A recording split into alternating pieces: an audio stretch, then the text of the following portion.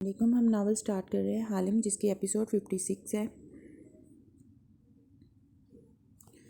Police station کی کھڑکیوں سے باہر پھیلی شام دکھائی دے رہی تھی۔ اس بڑے سے ہال نما کمرے میں ٹی وی چل رہا تھا اور کرسی پہ بیٹھا آفیسر پیپر میز پہ رکھے برگر کھاتے ہوئے شوق سے میچ دیکھ رہا تھا۔ مجھے ایک فون کال تو کرنے دو، ایک طرف بنی کوٹری میں سمی کھڑا سلاخوں کو تھامے مسلسل منت کر رہا تھا۔ خدا کے لیے میری بات سنو۔ وہ زور سے چلایا تو آفیسر نے برا سا منہ بنا کے گردن موڑی۔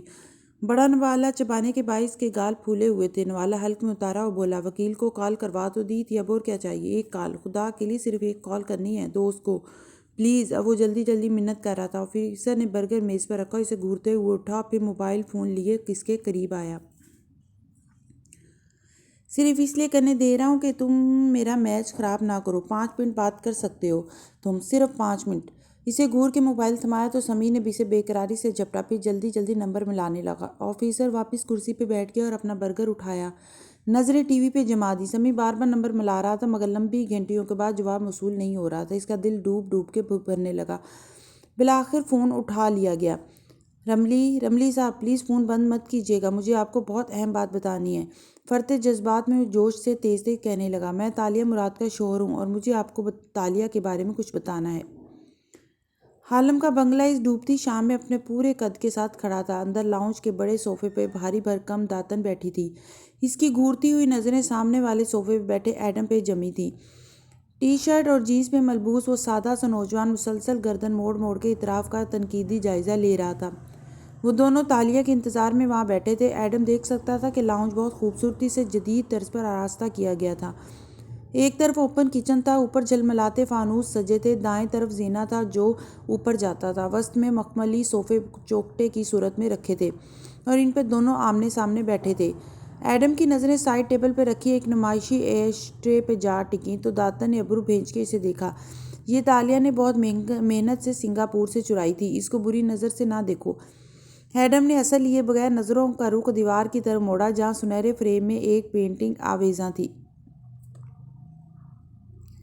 یہ ہم نے ایک میوزیم سے چوری کی تھی۔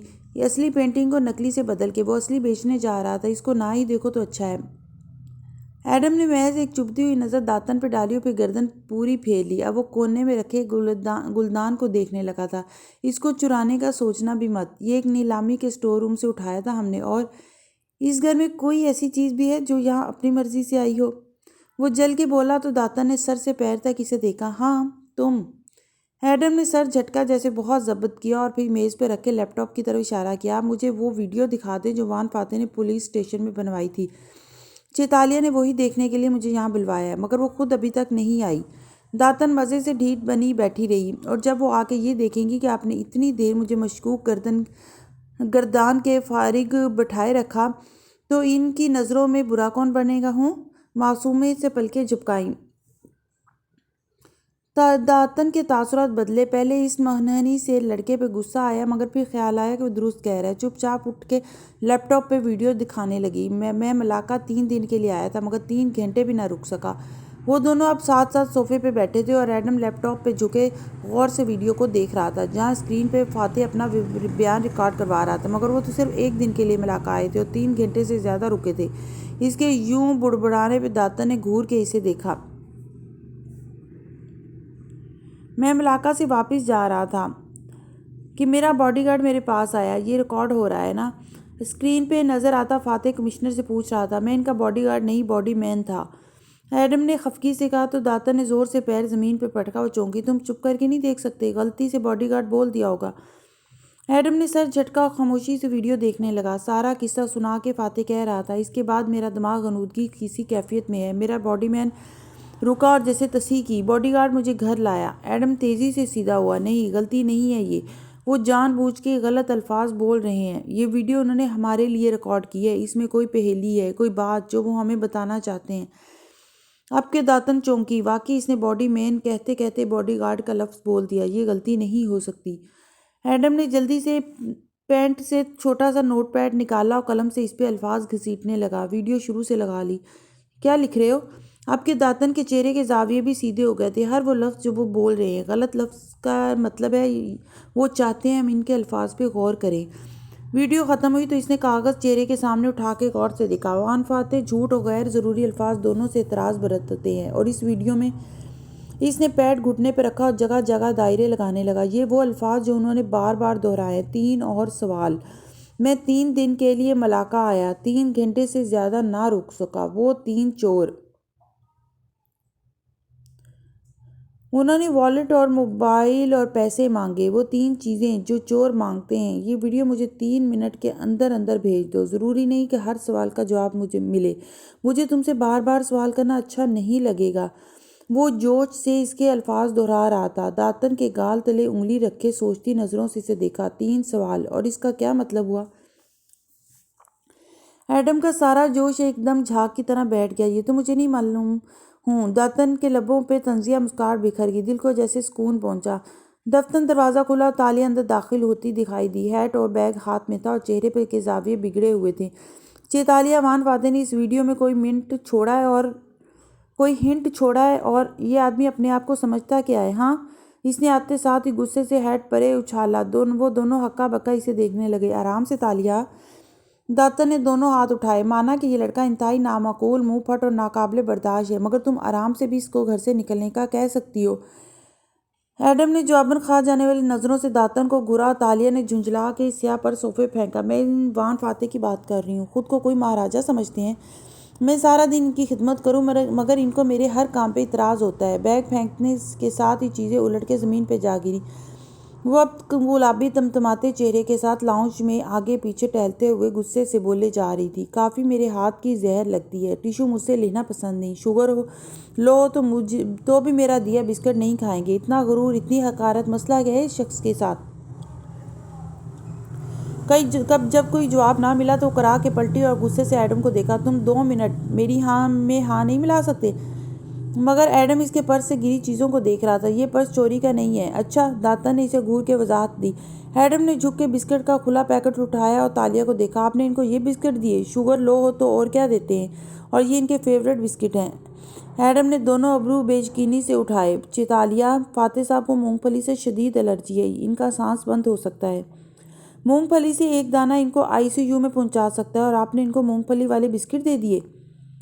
ایک دم سے جیسے کسی نے تالیہ پہ ٹھنڈا پانی ڈال دیا، اور وہ سن سی کھڑی رہ گئی۔ اور یہ گیلے وائپ؟ ایڈم اب زمین پہ جھکا ایک ایک چیز الٹ پلٹ رہا تھا۔ وہ بھی موتیے کی خوشبو والے۔ ان کو یہ خوشبو ناپسند ہے اور وہ سوکھے ٹشو استعمال کرتے ہیں۔ کافی کون سی بنا رہی ہیں آپ؟ کریم کے ساتھ؟ وہ ہکلائی۔ دودھ سے بنی چیزیں نہیں پی سکتے اور آپ ان کو دودھ والی کافی دے رہی تھی۔ اور یہ اخبار، یہ تو حکومتی پارٹی کا شائع کردہ ہے۔ ان کا حکومتی کالم نگاروں کی تحریریں پڑھ کے BP ہائی ہونے لگتا ہے۔ مگر تالیہ مراد سن نہیں رہی تھی۔ ذہن میں فاتح کے الفاظ گونج رہے تھے۔ آفس لائف میں تمہیں بہت سے ایسے لوگ ملیں گے جو اپنی خوش اخلاقی اور شہد ٹپکاتی باتوں سے خود کو تمہارا مخلص ترین دوست ثابت کرنے کی کوشش کریں گے، لیکن یاد رکھنا، آفس لائف میں لوگوں کے اچھے یا برے ہونے کا فیصلہ ان کی میٹھی زبانوں سے نہیں، ان کے عمل سے کرتے ہیں۔ ہمیشہ یہ دیکھتے ہیں کہ یہ شخص جتنی اچھی یا بری باتیں کر لے، کیا اس کے عمل سے مجھے کوئی فائدہ بھی ہو رہا ہے یا نہیں۔ تو وہ اس کا تحقیر امیز رویہ سمجھ رہی تھی، وہ دراصل اس کا ضبط تھا، اور وہ سمجھ رہا تھا کہ وہ جان کے اسے غلط چیزیں دے رہی ہے۔ پھر بھی اس نے اسے نوکری سے نہیں نکالا، بس اس کی چیزیں رد کر دیں تاکہ وہ خود اپنی تصحیح کرے۔ اس لیے اس نے کہا کہ اس کی پسند ناپسند معلوم کرنا تالیہ کی جاب ہے۔ اور وہ کیا سوچتا ہوگا جب اس نے مونگ پھلی کے بسکٹ دیکھے ہوں گے؟ کیا وہ اسے مارنا چاہتی ہے؟ تم جان بوجھ کے جی کر رہی ہو۔ سارا غصہ ضبط کر کے بس اتنا کہا، گویا اسے جھنجھوڑا۔ وہ اسے نوکری سے نہیں نکالنا چاہتا تھا، وہ اسے کام کرنے کا موقع دے رہا تھا۔ یا اللہ، وہ اپنا کوئی کیا امپریشن دے رہی تھی؟ عبداللہ نے مجھے غلط گائیڈ کیا۔ اس کے ذہن میں جھکڑ چل رہے تھے۔ عبداللہ کی جگہ آپ مجھ سے پوچھتی تو خیر، یہ دیکھیں۔ داتن نے چونک کے اسے دیکھا، جو اب جوش سے تالیہ کو کاغذ دکھانے لگا۔ تالیہ اس کے ساتھ آ بیٹھی بے دھیانی سے سننے لگی۔ ہم نے اس ویڈیو سے ایک نتیجہ نکالا ہے کہ وہ اپنی ذہانت کو داتن اور اپنا مشترکہ کام بتا رہا تھا۔ داتن کے تنے اعصاب ڈھیلے پڑنے لگے۔ 3 سوال، کیا مطلب ہوا اس کا؟ تالیہ نے بے توجہی سے اسے دیکھا۔ ایڈم نے شانے اچکا دیے۔ ہم کیسے جان پائیں گے؟ داتن، تھانے کے بعد وہ کہاں گئے تھے؟ یہ ویڈیو تو 12 بجے کے بعد کی ہے، جبکہ وہ 4-5 بجے تک گھر سے باہر رہے ہیں۔ کیا ہم شہر کے دوسرے CCTV کیمروں سے ان کی نقل و حرکت معلوم کر سکتے ہیں؟ ہاں بالکل، میرے پاس حوالہ دین کا چراغ ہے، وہ جھٹ سے ایسا کر دے گا۔ داتن مصنوعی ناراضگی سے بولی اور کھڑی ہوئی۔ یار داتن، تالیہ کرائی، ایک تو پہلے عبداللہ اور اب یہ داتن، ایک دو دکانوں کے باہر لگے کیمروں کی فوٹیج تو میں نکلوا سکتی ہوں، مگر ہر سڑک کے کیمرے کا ریکارڈ لینا ناممکن ہے۔ مچھلی بنائی ہے میں نے، اور سنو تم لڑکے، تم کھانا کھا کے جانا، پتہ نہیں زندگی میں کبھی مچھلی تمہیں نصیب بھی ہوئی ہے یا نہیں۔ بڑبڑاتے ہوئے کہتی کچن کی طرف چلی گئی۔ ایڈم پیچھے سے چمک کے بولا، جب بھی نصیب ہوئی ہے الحمدللہ حلال کی ہوئی ہے۔ پھر مڑا تو دیکھا، تالیہ سوچتے ہوئے اسکرین کو دیکھ رہی تھی، تھوڑی ہتھیلی پہ گرا رکھی تھی۔ وان فاتح سے نے اس رات کیا کیا تھا؟ وہ ہمیں کیا بتانا چاہ رہے ہیں جو ڈائریکٹ ای میل میں نہیں لکھ سکے؟ کیا اس جادو سے نکلنے کا کوئی طریقہ ہے؟ وہ چونکی، کیا ان کی یادوں کے واپس آنے کا کوئی راستہ ہے؟ آپ کی یادداشت بھی تو ٹکڑوں کی صورت میں کچھ نہ کچھ واپس آئی تھی جب میں کے ایل آئی تھی۔ اتنے سال بعد تو ایئرپورٹ پہ مجھے پہلی دفعہ خواب سا دکھائی دیا تھا۔ اس کے بعد وقفے وقفے سے کبھی کبھی کوئی بچپن کا ویژن یاد آتا تھا، کبھی ماضی کا، کبھی مستقبل کا۔ جب آپ کو پہلی دفعہ کوئی ویژن یاد آیا تو ایسا کیا تھا جو اس کا محرک بنا تھا؟ مجھے نہیں یاد ایڈم، اس نے مایوسی سے سر جھٹکا، اور ابھی میرے ذہن میں صرف عبداللہ گھوم رہا ہے۔ اس کی تو میں کل خبر لیتی ہوں۔ دایاں ہاتھ کٹوا دیجیے گا اس کا۔ اور سوری، یاد آیا، اب تو آپ کسی کا ہاتھ بھی نہیں کٹوا سکتی۔ مسکرا کے بولا، اپنے کاغذ سمیٹنے لگا۔ تالیہ اتنی کبیدہ خاطر تھی کہ جواب میں کچھ بھی نہیں بولی۔ آفس کیبن میں قطار میں بنے تھے، اور اس صبح وہ فون کی گھنٹیوں اور ٹائپنگ کی آوازوں، گفتگو کی بھنبھناہٹ سے گونج رہے تھے۔ ایسے میں عبداللہ اپنی شرٹ کا کالر درست کرتا کیبن کے درمیانی حصے سے گزرتا آگے بڑھ رہا تھا۔ راہداری کے ایک طرف وان فاتح کا آفس تھا، جس کے باہر تالیہ بیٹھی تھی، اور سیکورٹی کی کرسی پہ عثمان براجمان لیپ ٹاپ پہ کام کرتا دکھائی دے رہا تھا۔ سر اندر ہے، انہوں نے بلوایا تھا، عبداللہ خوش دلی سے کہتا۔ قریب آیا تو عثمان نے چونک کے گردن اٹھائی۔ سر نے بلوایا؟ کس وقت کے لیے؟ اس نے چھمبے سے کہتے اپنی ڈائری کھولی تو تالیہ مسکراتی ہوئی کھڑی ہوئی، پھولدار فراق پہ سر کے اوپر ترچھا سفید ہیڈ جما رکھا تھا۔ بہت اچھا لگا تمہیں یہاں دیکھ کے عبداللہ، وہ بہت اپنائیت سے کہہ رہی تھی۔ دراصل میں نے بلوایا تھا تمہیں۔ عبداللہ کی مسکراہٹ پھیکی پڑی، اس کا ماتھا ٹھنکا۔ چیتالیہ میں شش۔ تالیہ نے مسکراتے ہوئے لبوں پہ انگلی رکھی اور چند قدم چل کے قریب آئی۔ اب اس کے عین سامنے کھڑے اس کی آنکھوں میں جھانکا۔ یہ تمہاری لکھائی میں لکھی ہے ڈی جے عبداللہ؟ شفاف پلاسٹک بیگ میں مقید کاغذ لہرائے۔ اس کو جانتے ہو میں نے پلاسٹک بیگ میں کیوں بند کر رکھا ہے؟ عبداللہ نے تھوک نکلا مگر بظاہر کندھے اچکائے۔ دیکھیں میں کیونکہ یہ ثبوت ہے، مسکراتے ہوئے چبا چبا کے کہہ رہی تھی۔ تم نے لکھا کہ وہ مونگ پھلی کے بسکٹ شوق سے کھاتے ہیں، تم ان کو میرے ہاتھوں قتل کروانا چاہتے تھے کیا؟ چیتالیہ، عثمان اٹھ کھڑا ہوا، مصالحتی انداز میں مداخلت کی کوشش کی تو وہ تیزی سے اس کی طرف گھومی۔ عثمان صاحب، آپ جانتے تھے کہ یہ مجھے غلط گائیڈ کر کے گیا ہے، لیکن آپ نے ایک دفعہ بھی مجھے احساس نہیں دلایا۔ جیسے تب چپ رہے تھے ویسے اب بھی چپ رہیے۔ پھر شعلہ بار نظروں سے واپس عبداللہ کو دیکھا۔ چیتالیہ، غلطی سے شاید، اپنی وضاحت بچا کے رکھو، تم صرف مجھے ڈانٹ پڑوانا چاہتے تھے۔ میں جانتی ہوں تم ان کو قتل نہیں کروانا چاہتے، اور یہی بات تم اندر جا کے انہیں بتاؤ گے۔ چیتالیہ، دیکھیں یہ اگر تم نہیں بتاؤ گے تو میں بتا دوں گی، لیکن تم مجھے ڈانٹ پڑوانا، لیکن تمہیں زندگی گزارنے کا ایک گر بتاؤں عبداللہ، جس کو دھوکہ دیا جاتا ہے اس کو اپنے منہ سے سچ بتانا بہتر ہوتا ہے، بجائے اس کے کہ اسے کسی تیسرے شخص سے پتہ چلے۔ جاؤ، وہ تمہارا انتظار کر رہے ہیں۔ پلاسٹک کی بیگ اس کی طرف بڑھایا تو عبداللہ نے لب بھینچ لی اور بیگ اٹھایا، پھر دروازے کی طرف بڑھ گیا۔ عثمان کرسی پہ بیٹھ گیا، لیکن بار بار افسوس سے بند دروازے کو دیکھتا تھا۔ چیتالیہ، آفس کے معاملات ہمیں آپس میں حل کرنے چاہیے، ہر بات باس کو بتانا آپ کے لیے مشکلات کھڑی کر سکتا ہے۔ عثمان صاحب، اس نے سینے پہ بازو لپیٹے مسکرا کے دیکھا، ایک بات آج آپ میری لکھ کے رکھ لیں، تالیہ مراد اگر سب کے ساتھ ایمانداری سے معاملات کر رہی ہے تو اس کے ساتھ غلط بیانی کرنے والے کو سزا ملنی چاہیے۔ عثمان نے خاموشی سے لیپ ٹاپ اپنے سامنے کیا اور ٹائپ کرنے لگا۔ کچھ دیر بعد عبداللہ باہر آیا، خاموشی سے تالیہ کو دیکھتے ہوئے کاغذ کے 4 ٹکڑے کر کے ڈسٹ بن پھینکے۔ آئی ایم سوری چیتالیہ جیسے زبردستی یہ الفاظ ادا کیے، پھر ٹھہرا۔ آپ باس کو پہلے ہی بتا چکی تھی تو مجھے اعتراف کرنے کو کیوں کہا؟ یہ بتایا تھا کہ غلطی کی ہے، یہ نہیں بتایا تھا کہ کیا غلطی کی ہے۔ بہرحال باس نے یقیناً تمہیں کہا ہوگا کہ مجھ سے معافی مانگنے کے بعد تمہیں عثمان سے لیٹر بنوا دوں گی۔ میرا ٹرمینیشن لیٹر، رائٹ؟ وہ کڑواہٹ سے بولا۔ میرے چہرے پہ بے بسی بھرا غصہ تھا۔ تالیہ نے پرس سے ایک کاغذ نکالا، عثمان کی میز پہ لا رکھا۔ یہ عبداللہ کا اپائنٹمنٹ لیٹر ہے، عبداللہ کو اکاؤنٹس میں ایک بہتر جاب دے رہے ہیں۔ وہ جتنی سنجیدگی سے بولی، عثمان کا منہ کھل گیا۔ عبداللہ بھی بے یقینی سے اسے مڑ کے دیکھا۔ آپ مجھے جاب دلوا رہی ہیں دوبارہ؟ ہاں، کیونکہ تم نے وان فاتح سے سچ بولا ہے، اور تمہاری اس سے بڑی سزا کیا ہوگی کہ تم روز ایک ہی آفس میں ان کا سامنا کرو گے، روز اپنی حرکت پہ شرمندہ ہوگے۔ رکھائی سے کہہ کے عبداللہ کو گھورا۔ عبداللہ دل سے شرمندہ نہ تھا، اسے بے بسی پہ بھرا غصہ چڑھا ہوا تھا، مگر اس بات نے اس پہ گویا گھڑوں پانی ڈال دیا۔ چپ چاپ عثمان کے قریب چلا آیا۔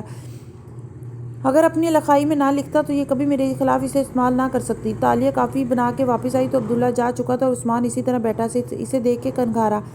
مجھے خوشی ہے اس کی جاب نہیں گئی چیتالیہ، جاب کا چھوٹ جانا انسان کے ساتھ کیا کر دیتا ہے آپ نہیں جانتی۔ عثمان نے تنبیہ کی مگر اس نے محض سر جھٹک دیا۔ اعمال کے نتائج ہوتے ہیں جو بھگتنے پڑتے ہیں۔ فاتح اینک لگائے ایک فائل کا مطالعہ کر رہا تھا۔ کوٹ سٹینڈ پہ ٹنگا تھا اور وہ شرٹ کے آستین موڑے، ٹائی ڈھیلی کے میز پہ کونیاں رکھے بیٹھا تھا۔ جسے دیکھ کے نظر اٹھائی تو اس نے تمہیں غلط ڈی جے دی تھی، معافی مانگی اس نے تم سے؟ انداز دوستانہ تھا۔ صبح اس کی ساری بات سن کے اس نے بس یہی کہا تھا کہ وہ تم سے معافی مانگ لے تو ہم اسے دوبارہ اسی آفس میں اکوموڈیٹ کر دیں گے۔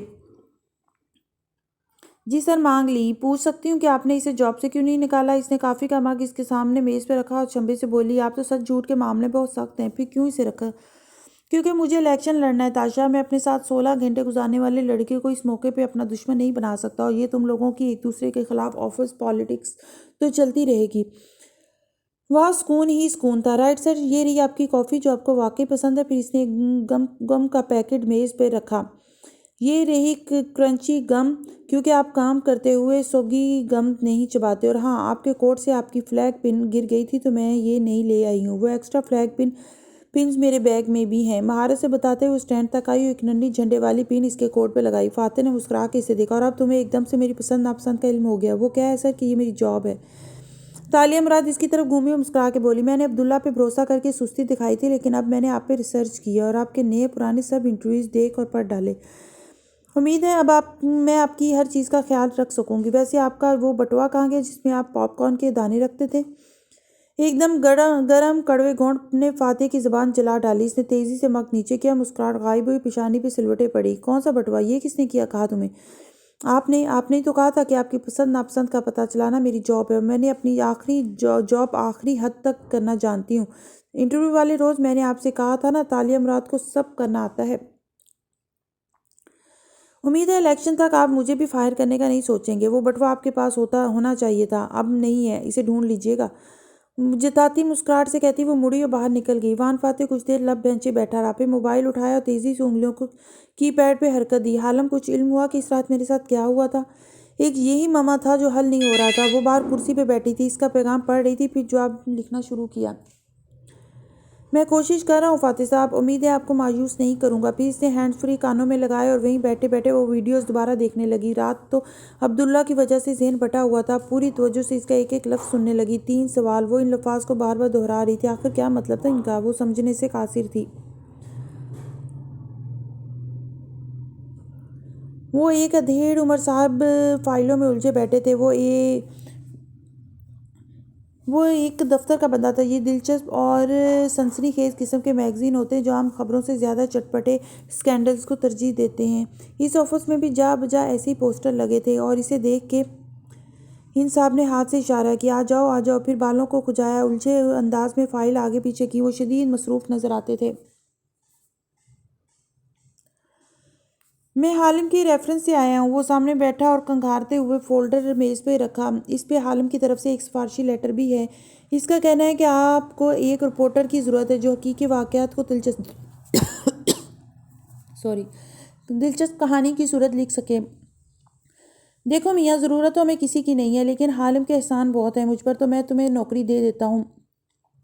انہوں نے فولڈر اپنے قریب کھسکایا مگر اسے کھولا نہیں، بس سادے انداز میں بتانے لگا۔ ایڈم کے کندھے ڈھلک گئے، لیکن پھر دوبارہ اپنے جوش کو جگاتے ہوئے بولا، اگر آپ مشہور ایکٹریس ڈیزی میل کے اسکینڈل پر لکھی میری تحریر پڑھ لیں تو میں شکر گزار ہوں گا۔ اور سمجھو میں نے پڑھ لی، اور تمہیں بطور فری لانسز رپورٹر رکھ رہا ہوں۔ تنخواہ مل جائے کرے گی، اور آفس آؤ نہ آؤ تمہاری مرضی، چاہے سارے شہر کی خاک چانتے رہو، مگر ہفتے میں ایک دن آ کے تمہیں کوئی سنسنی خیز سٹوری جمع کروانی ہوگی۔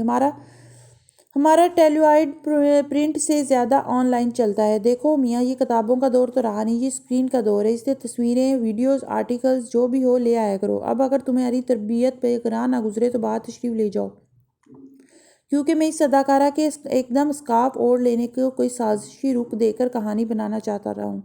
ایک تصویر لہرا کر دکھائی۔ وہاں تو نہ لحاظ تھا نہ مروت۔ کھڑوس ایڈیٹر نے ایک ہی سانس میں اس کے سفارشی اور اپنے جھوٹے ہونے کی تصدیق کی اور جانے کا اشارہ کیا۔ پڑھ ضرور لیجیے گا سر، وہ گہری سانس لے کے بولا، پھر تھکے انداز میں باہر نکل گیا۔ کتابوں کا دور نہیں رہا۔ یہ الفاظ میگزین کے دفتر سے گھر تک اس کا پیچھا کرتے آئے تھے۔ گھر کے قریب چھوٹی سی مارکیٹ میں وہ کتابوں کی دکان کے سامنے رک گیا، بدک قدم اٹھائے اور قریب آیا۔ بنگاریا ملایو ہے؟ تھوک نکل کے استفسار کیا۔ وہ کورس کی کتاب تھی، وہ ہر جگہ مل جاتی تھی۔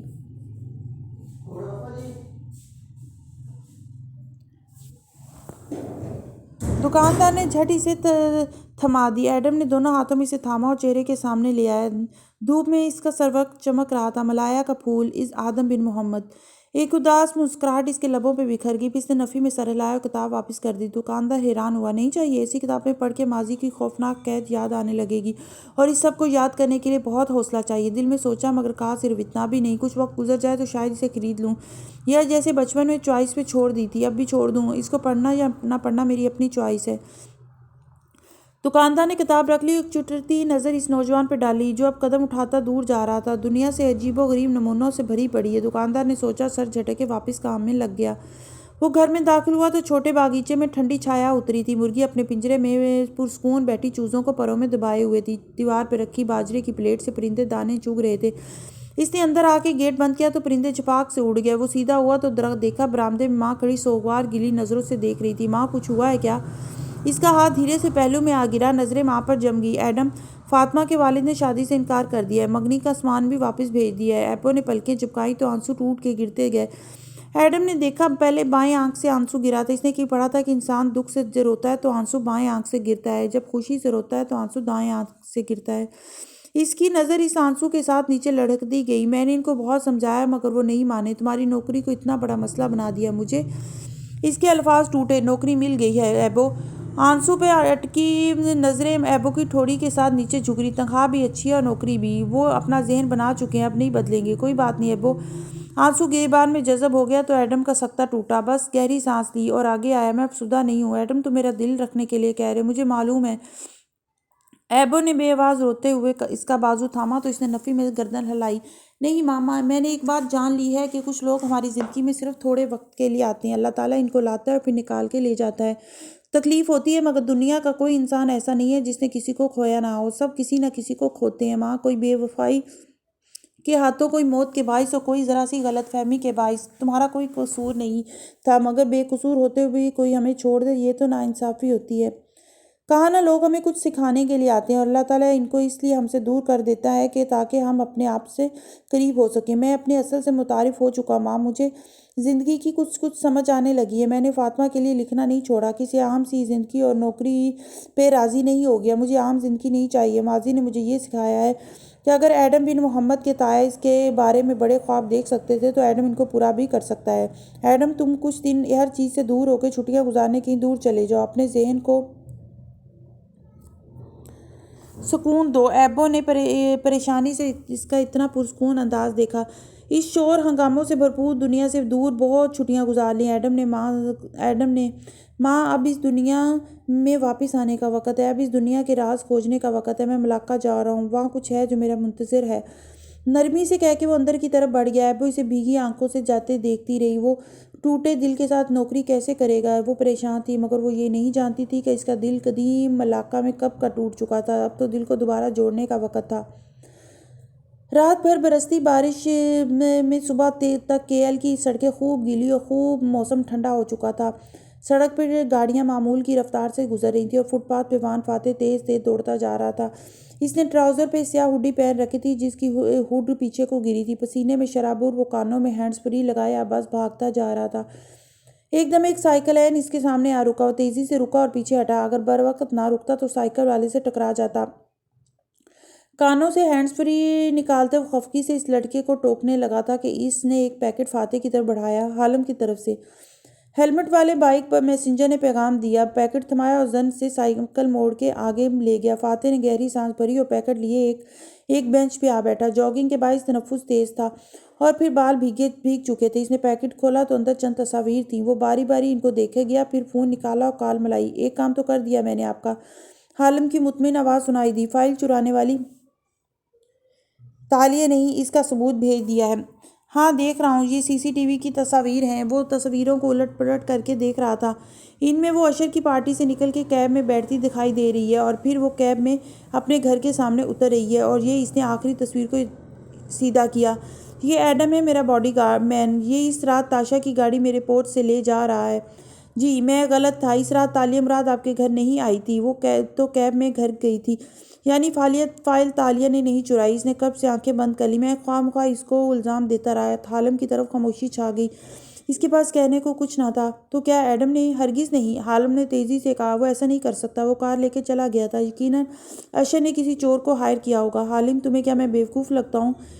اس نے سنجیدگی سے کہتے ہوئے تصاویر پیکٹ میں ڈالی۔ اگر تمہیں میرے گھر کی CCTV فوٹیج مل گئی ہیں تو جس میں ایڈم آتا اور جاتا دکھائی دے رہا ہے، تو تمہیں اس رات کی پوری فوٹیج بھی مل گئی ہوں گی جس میں وہ چور داخل ہوتا دکھائی دیا ہوگا۔ سوال یہ ہے کہ تم مجھے اس کے بارے میں کیوں نہیں بتا رہے؟ سر، اشر نے فائل چرائی تھی، چاہے جیسے بھی چرائی ہو۔ میں نے آپ کو فائل واپس لا دی ہے۔ آپ ان بیکار باتوں میں کیوں الجھتے ہیں؟ کیا وہ کوئی میرا قریبی شخص ہے جسے تم بچا رہے ہو؟ کوئی خاص ملازم؟ میرا سیکرٹری عثمان؟ مجھے معلوم ہونا چاہیے کہ کون میرا دشمن اور کون دوست ہے۔ فاتح صاحب، ان سوالوں کے پیچھے نہیں پڑنا چاہیے جن کے جواب اگر معلوم ہو جائیں تو ہمیں برے لگیں۔ اگر کسی قریبی شخص سے غلطی ہو بھی گئی ہے تو میں سیکنڈ چانس پہ یقین رکھنے والا انسان ہوں۔ خدا حافظ۔ وہ اور فون بند ہو گیا۔ وہ جاگنگ کے بعد اپنے گھر میں داخل ہوا تو اس کی کار کے ساتھ تالیہ کھڑی تھی۔ گارڈز فاصلے پہ مستعد کھڑے تھے۔ اسے دیکھتے ہی وہ سیدھی ہوئی اور جوس کی بوتل اس کی طرف بڑھائی۔ السلام علیکم۔ فاتح نے سلام کا جواب دیا اور گہری نظر اس پہ ڈالتے ہوئے بوتل تھام لی۔ تو یہ لڑکی چور نہیں تھی؟ پھر ڈھکن کھولتے ہوئے سوچ کے بولا، تمہاری پینٹنگ بن گئی کہ ملکہ والے گھر میں بنانا چاہتی تھی؟ انداز نرم تھا۔ بس سمجھے کام ہو ہی گیا ہے۔ تم اب بھی وہ گھر خریدنا چاہتی ہو؟ سرسری سا پوچھتے ہوئے بوتل لبوں سے لگائی۔ تالیہ سادگی سے مسکرائی۔ نہیں سر، میں چابی کچھ روز میں آپ کے حوالے کر دوں گی۔ وہاں فاتح کے اندر افسوس سا ابھرا مگر بولا کچھ نہیں۔ خاموشی سے بوتل اونچی کی گھونٹ بھرتا رہا۔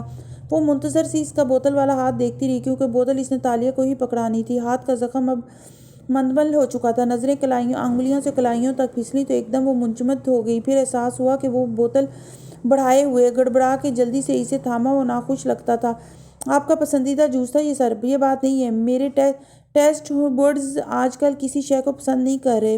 وہ سر جھٹک کے بولا، پھر اسے یکٹک خود کو دیکھتے پا کے بولا، کیا آپ کی گھڑی دیکھ رہی تھی؟ وہ سنبھلی۔ آپ یہ اپنے ساتھ آفس نہیں پہن کے آتے ہیں نا؟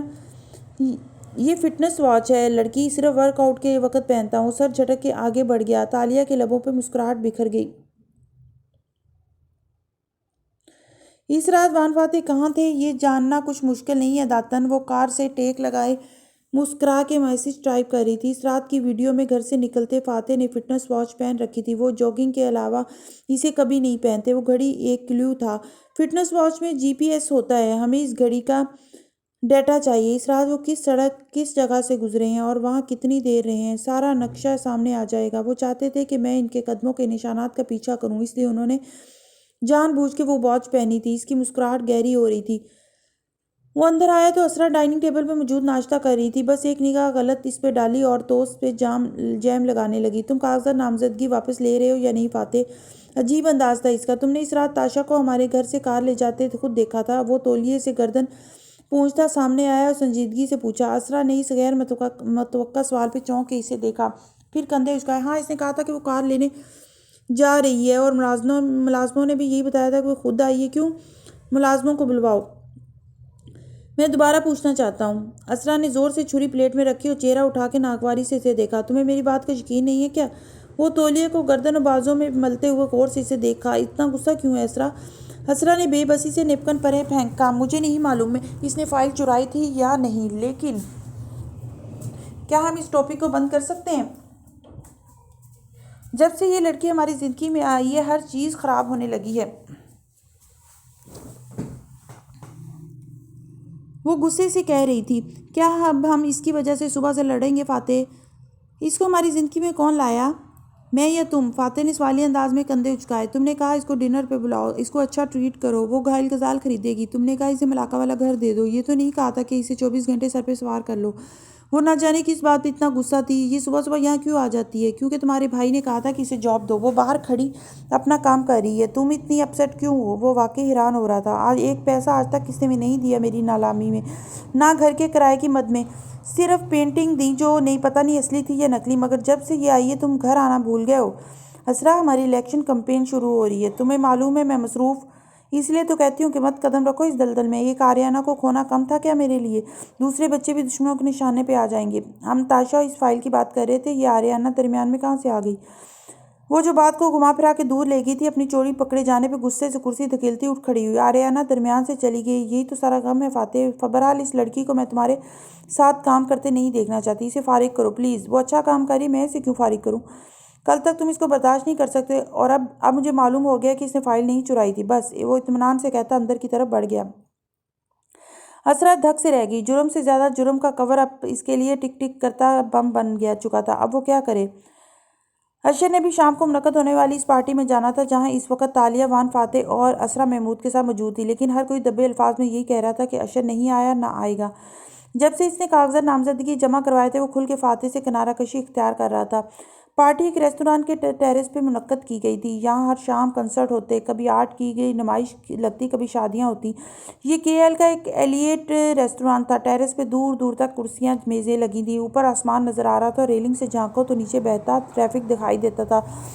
وہ اس وقت دونوں ہاتھ ریلنگ پہ رکھے گردن اٹھائے آسمان کو دیکھ رہی تھی۔ گردن پوری اٹھانے سے سنہرے بالوں کی پونی پیچھے سے نیچے ہو جھک گئی تھی۔ تم موقع کی مناسبت سے تیار نہیں ہوئی؟ اسرا کی آواز پہ وہ چونک کے پلٹی تو دیکھا اسرا تنقیدی نگاہوں سے اسے دیکھ رہی تھی، جو ٹائٹس پہ گھٹنوں تک آتا، سفید فراق پہنے، کندھے پہ بیگ لیے سادہ سی کھڑی تھی۔ خود اسرا نے روایتی باجوگ رنگ پہن رکھا تھا اور بالوں کو جوڑے میں باندھ کے کانوں سے ہیرے لٹکا رکھے تھے۔ میں اپنا مقام نہیں بھولتی مسز اسرا، وہ بظاہر مسکرا کے بولی۔ البتہ اسرا کا طنز اسے چبھا تھا۔ میں یہاں ایک باڈی وومن ہوں، میں ماں نہیں۔ میرا کام صرف فاتح صاحب کی زندگی کو ترتیب سے رکھنا ہے۔ گڈ۔